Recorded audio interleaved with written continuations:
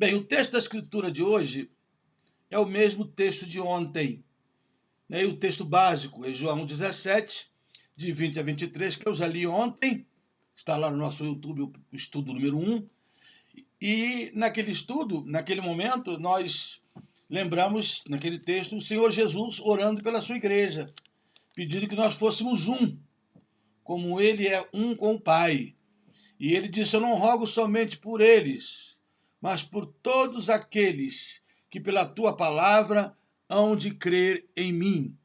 Portanto, Jesus orava por nós, mesmo lá no início de tudo, no início do cristianismo, nos primeiros discípulos ali, reunidos com o Senhor, ele já pede também por aqueles que hão de crer nele no futuro. E nós estamos incluídos nisso aí. Então ele estava clamando a Deus pela unidade da igreja, a unidade nossa também, né? A unidade minha com você, a unidade do povo de Deus, da comunhão entre os crentes em Jesus. E então ontem, dando algumas características da unidade da igreja, nós falamos ontem sobre 3 verbos que identificam a unidade da igreja, os 3 primeiros, porque vamos ver, na verdade, 6, hoje os outros 3. O primeiro foi carregar, e nós falamos sobre carregar a cruz, não é isso? Um dos outros, carregar as cargas uns dos outros, a cruz pesada, o caminhar pesado, as cargas pesadas. Depois, falei sobre o segundo verbo, confessar, que devemos dar a chave do nosso coração para aquelas pessoas a quem podemos confiar e, a partir delas, a gente se abrir e abrir com elas e poder realmente o nosso coração ser sondado, a gente abrir de par em par. E também falamos sobre honrar.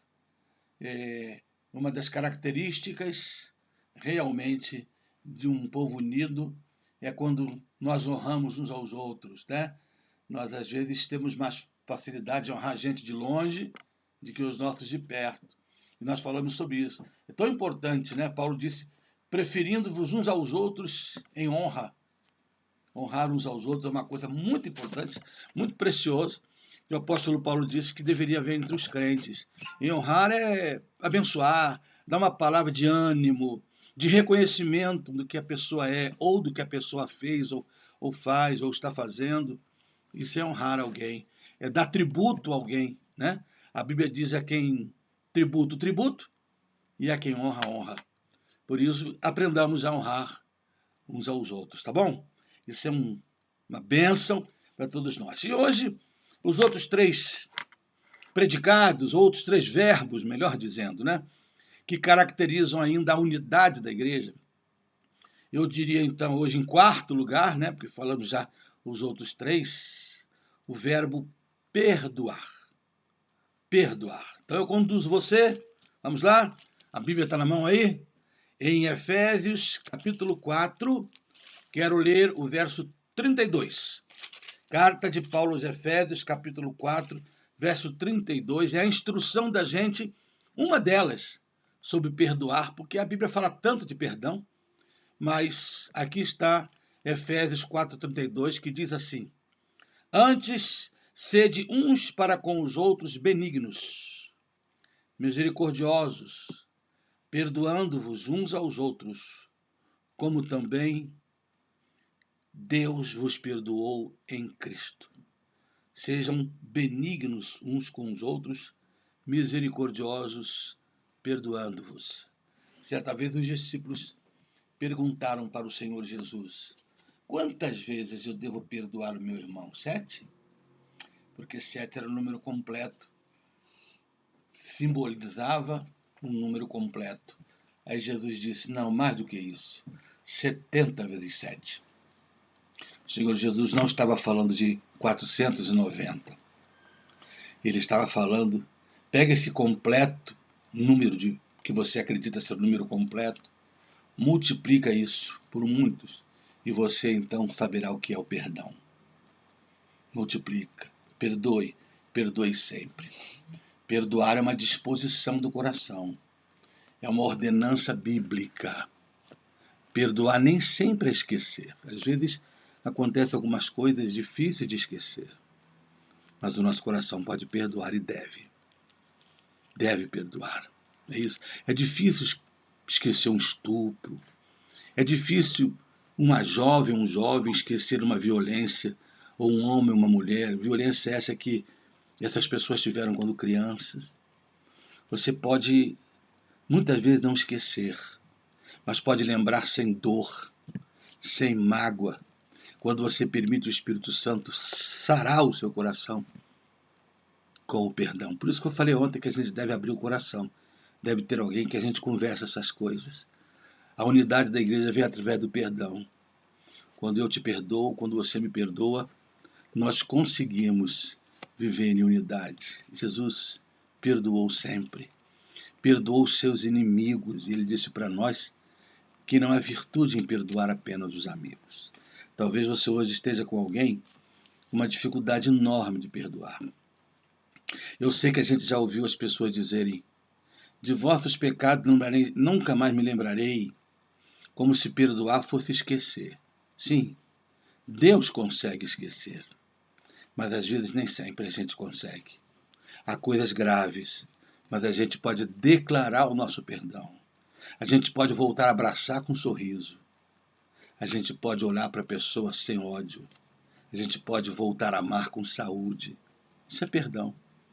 Alguém já disse que perdoar é deixar alguém nascer de novo. E como a igreja é um constante nascer de novo, porque constantemente estamos renovando a nossa vida cristã, perdoe sempre. E tenha coragem de pedir perdão sempre que precisar. É uma tarefa difícil, como dizia C.S. Lewis. Perdoar é muito bom de falar, até que a gente precise perdoar de verdade. Aí é que vamos ver se realmente é essa coisa extraordinária que a gente fala.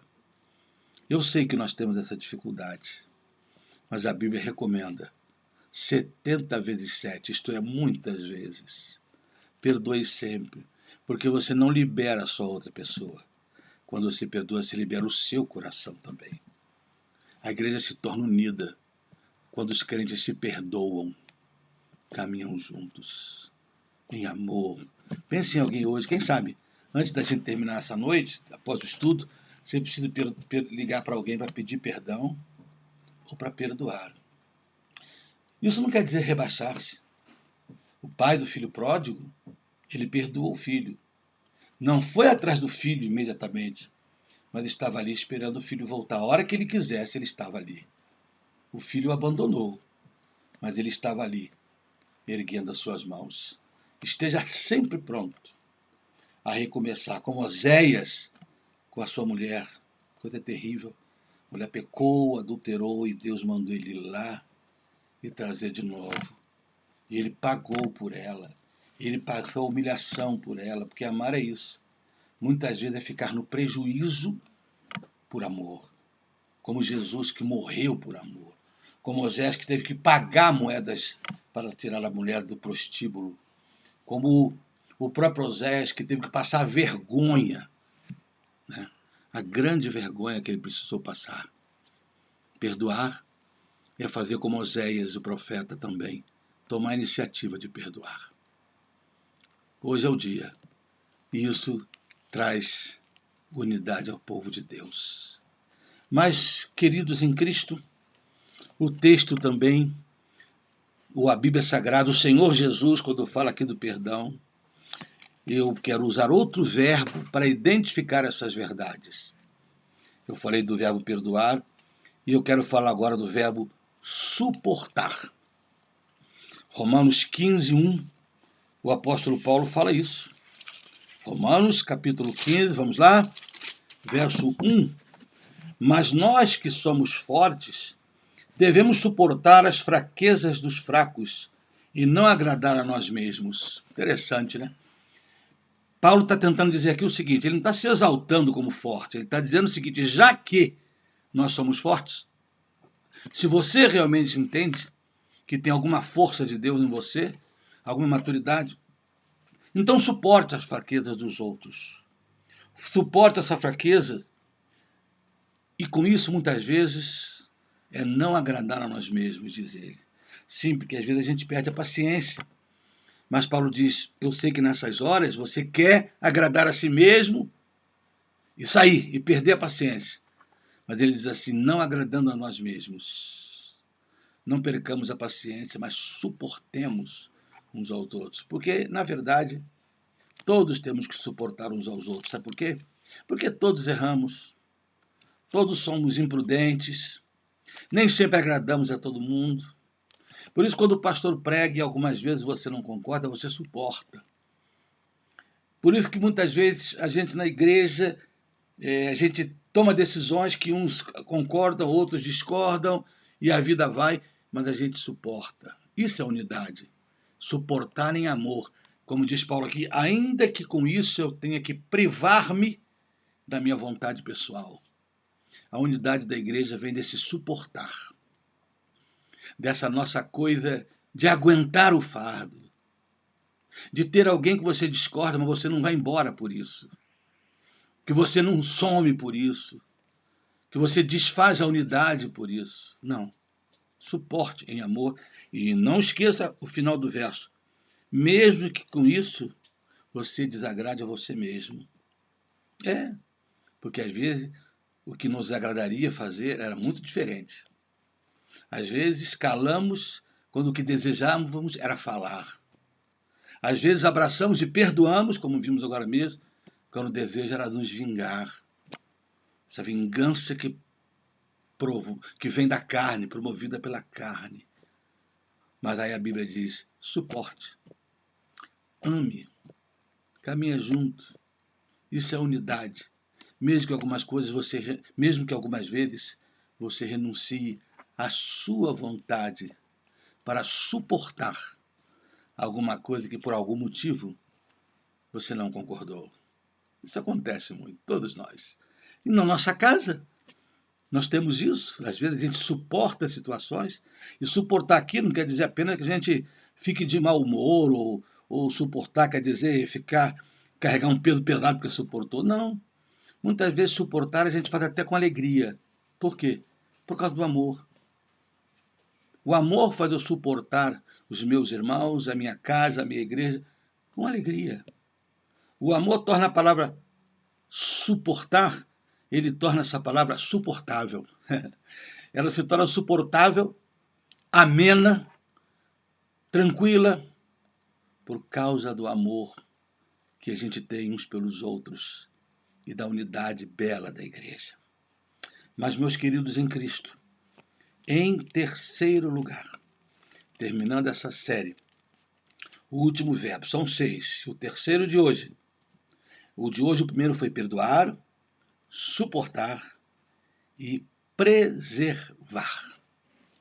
Preservar, isto é, não deixar acabar.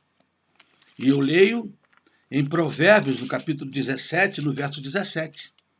O grande Salomão, o sábio, escreve assim, Provérbios 17, 17. Em todo o tempo ama o amigo, e na angústia nasce o irmão. Em todo tempo ama um amigo. Isso é preservar. Por que, pastor Sidaco? Porque amar em todo tempo facilita o preservar das coisas.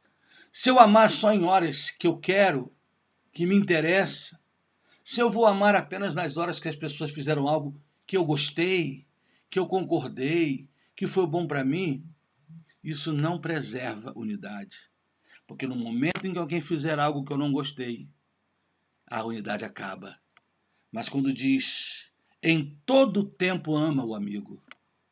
Ele está chorando? Ame-o. Ele está rindo? Ame-o. Ele disse uma coisa que você não gostou? Ame-o. Ele fez algo que você não gostou? Ame-o e ajude-o. A Bíblia diz, você que é espiritual, procure ajudar as pessoas que cometem os seus equívocos, e todos nós os cometemos. Ame em todo tempo. Ame em todo tempo. Sabe por quê? Que o final do verso diz, porque na angústia, nos tempos difíceis, aí sim, acontece algo maior do que esse sentimento de um amigo. Um irmão surge. Esse sentimento de irmandade, de ser irmão de verdade. Não falar irmão fulano, não só usar o termo irmão, mas o irmão surge mesmo. Quando a gente vive junto com a pessoa os seus momentos de angústia. Em todo tempo você deve amar o amigo, porque você vai ver que vão surgir irmãos. Você lembra daquela pessoa que hoje você tem muita gratidão, que é do teu peito, que é do teu coração, porque teve com você em horas muito difíceis? É isso.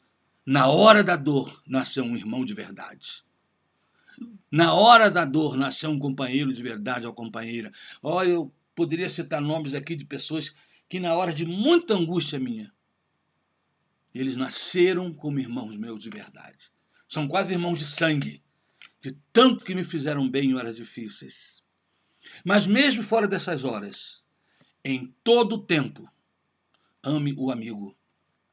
Em todo tempo, ame aquelas pessoas a quem Deus colocou perto de você. Sabe o nome disso? O nome disso é unidade em Cristo. A gente, em todo tempo, não permite que a unidade acabe. Lute para preservar a unidade, para preservar os amigos. Como? Amando-o em todo tempo.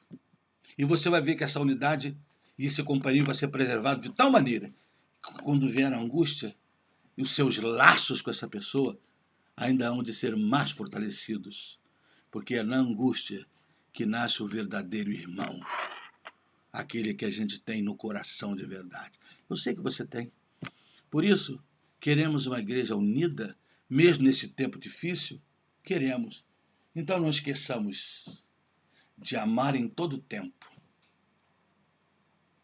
Porque nos momentos de angústia vão nascer gente mais chegada do que os irmãos comuns. Os irmãos verdadeiros. Porque tem pessoas que a gente chama de irmão com uma certa reverência, mas eu estou falando aqui daquele irmão, daquele irmãozão mesmo, daquela irmãzona mesmo, que nasceu num tempo de dor. Preservar é isso, é amar em todo tempo e perceber que laços são mais preserváveis e mais fortalecidos na angústia. Ah, que Deus ajude a gente a algum dia ser uma igreja assim, que Deus permita que Barra do Imbuí, enfim, todos que estão nos ouvindo, um dia a gente possa ser um povo que perdoa, que honra, um povo que suporta, que preserva, que ajuda a carregar cargas, que abre o coração para confessar uns aos outros. Quando a gente sair dessa pandemia, quarentena e voltar para o nosso lugar de adoração congregacional, que é o templo, o meu desejo é que essas coisas, vou repetir, carregar as cargas, confessar uns aos outros as nossas culpas e abrir o coração, honrar uns aos outros, perdoar uns aos outros, suportar uns aos outros e preservar companheirismo, possa realmente fazer parte dessa igreja, que já é uma igreja unida. Que eu tenho a honra de pastorear uma igreja que já tem muito desses traços aqui. Mas eu estou ensinando, pedindo a Deus que ajude a igreja a se fortalecer em unidade. Queira o Senhor abençoar a todos nós. Tá bom? Uma boa noite. Deus abençoe. Vamos aí, ter pergunta aí? Não? Então, o povo participou, essa turmada toda aí, olha, não vou poder ler todo mundo, mas eu quero deixar para todo mundo um abraço. Colatina, Paraná. Tem essa senhora aqui, ó, Dona Joana, não sei se é uma senhora ou uma jovem, é de Polatina, Paraná. Eu conheço Colatina no Espírito Santo. Polatina no Paraná, ó, um beijo para você também, tá legal? E outros que foram de longe, às vezes não se identificam, tem nomes aqui que eu não lembro, por exemplo, a nossa Ellen, que é de Recife, mas outros aí, mas de onde você for, se for um pouco de longe, porque isso nos ajuda, nos agrada, nos torna felizes saber que lá longe nós nos tornamos felizes em saber que vocês estão conosco. Tá? Então, a vocês todos um abraço, uma boa noite. Amanhã a gente vai aqui começar uma nova série. Amanhã nós vamos começar a falar sobre o renascer em Cristo. O que é que significa ter renascido de Deus? Pelo menos em 2 preleções, nós vamos falar sobre as convicções daqueles que renasceram em Cristo, as convicções espirituais de um verdadeiro salvo. Deus nos abençoe. Até amanhã.